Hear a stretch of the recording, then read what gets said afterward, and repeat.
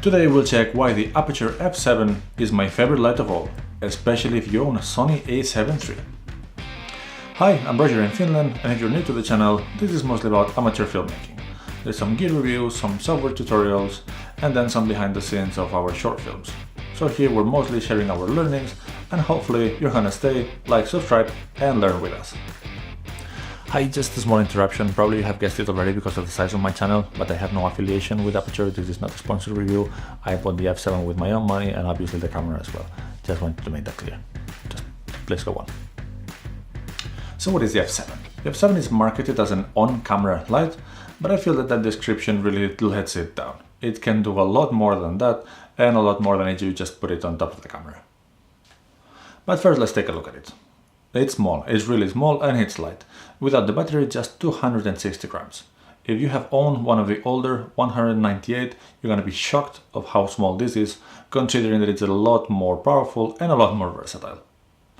The similarities with the 198 is that it's a relatively small light, it runs on batteries, and then it has this clear coat protection on top of the LEDs, which is a nice addition. That's something that, for example, the older 672s don't have, and I feel that it's a really missed opportunity. The power options are also very cool. You can power it with Sony NPF style batteries, and for example with a 970 it should last for 3 hours at full power.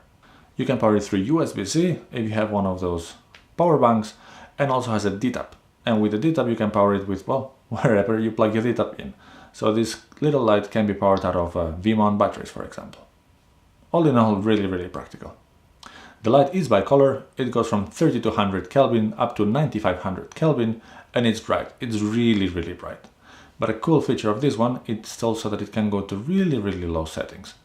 When it is at its minimum power, the light is really dim, and that's really cool. So what does the A7 III have to do with this? Well, take a look.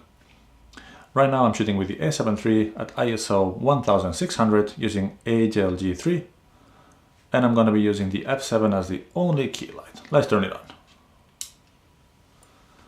It is powerful enough to act as a key light, and I think that that's amazing considering the size, the price, how versatile it is, and how easy it is to set up. And the A7 III offers excellent low light capabilities, which means that the power of this light is definitely more than enough to act as a key light.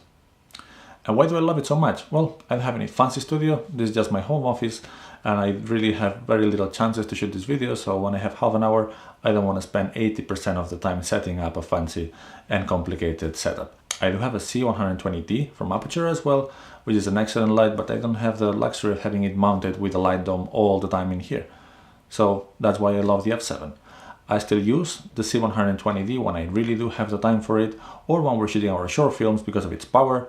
But for these small, quick things, but I still would like them to look somewhat good, the F7 is an excellent option. And now, let's have a few tests in different positions of the light. Right now, it's placed pretty much on top of the camera without diffusion, and this is probably one of the least flattering looks we can get with this. Now this is also on top of the camera, but with the diffusion, so it looks a little bit better, but it's still not very interesting. Now I have it on my side, more or less at 45-degree angle compared to the line of sight from the camera, and then as well angled down. So this gives a little bit color, maybe a bit kind of almost Rembrandt style lighting. And this is without diffusion. And now it's in the same exact position, but with diffusion, which makes a little bit softer light. So some of you might like a little bit the harsher, more dramatic way of looking, and some of you might like more the diffused light. Still, with this tiny light, we can do both. And finally, this is just a little bit too exaggerated, but why not try? I have it just right next to me without diffusion, and now let's try with the diffusion. And there we go, here it's again, right on my side, but now with diffusion, which gives a little bit softer light. So, I don't know what kind of look do you guys like the most, but it's pretty easy to achieve good looks with this little light. And now for the slightly shocking part, this is the diffusion I'm using. Just some oven paper.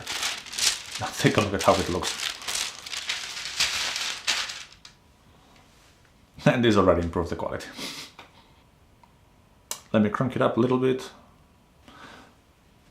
And this setup at 45-degree angle with the diffusion is probably my favorite of all, and it's so easy to achieve with this light. The reason I'm using this oven paper as a diffuser is to just show you guys how easy it is to use household items to diffuse light.